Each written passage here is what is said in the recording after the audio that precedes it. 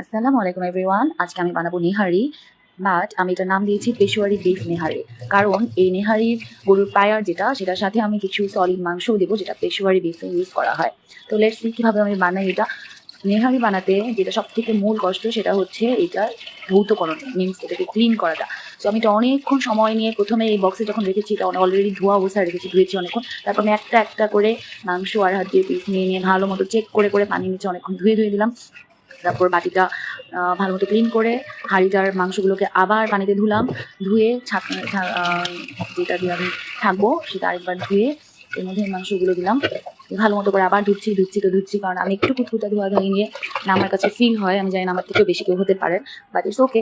তো যে যেরকম সে সেরকমভাবেই ধুবেন। তো আমি ভালো মতো করে ধুয়ে এটাকে ছাড়তে দিলাম। তারপর বাটিটাকে ভালো মতো ক্লিন করে সরিয়ে দিলাম, কারণ আমি কাজের সাথে সাথে একবারে চারপাশে যা যা তলা এগুলো গুছিয়ে ফেলতে বেশি পছন্দ করি।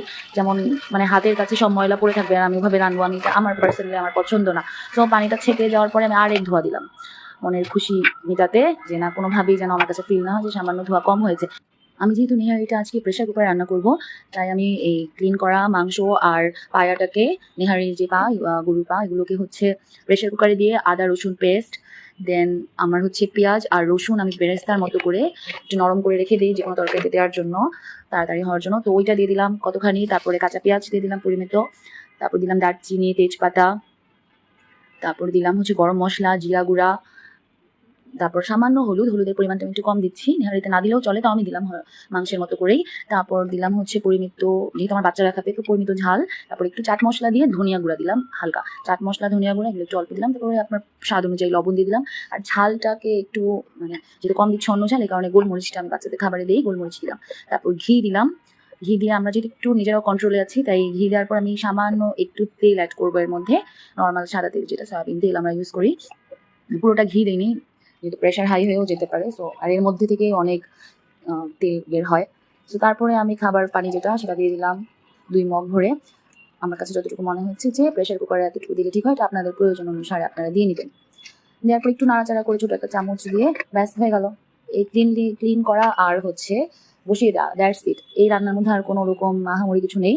তো এইটা এবার মিডিয়াম হিটে আমি রান্না করছি। ফুল আমি অলমোস্ট 1.5 ঘন্টা রান্না করেছি। অনেকে বলে 5, 6টা 7টা সিটি দিলে হয়ে যায়, বাট আমার কাছে একবারে নরম যেন যতক্ষণ না হয় ততক্ষণই করা উচিত। তো আমি 1 ঘন্টা ফুল রান্না করে তারপরে কিছুক্ষণ নাড়া দিয়ে আমরা ওটা খেয়েছিও 1-1.5 ঘন্টার পরে। এর মাঝখানে আমি রুটি আমার অলরেডি বানানো ছিল রাতে, সো ওগুলো আমি যে কটা খাবো আমরা, রুটিটা ভেজে নিলাম, কারণ এটা অনেক রিচ একটা খাবার, অনেক তৈলাক্ত। সো দ্যাটস ওয়াই রুটিটাই আমরা প্রেফার করি সবাই।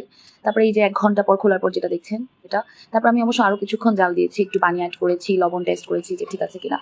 খাওয়ার 2-1 মিনিট আগে আপনারা কাঁচামরিচ, ধনেপাতা এগুলো দিয়ে নিতে পারেন, বাট আমি যেহেতু এটাকে পরে আরও কিছুক্ষণ জ্বালাবো খাওয়ার পরও 2-3 ঘন্টা, এই কারণে আমি আর কোনো কিছুই অ্যাড করলাম না, কারণ বেশি ঝাল হয়ে যাবে। সো এটাই ছিল আমার রান্না আজকে। Thank you everyone for watching the video.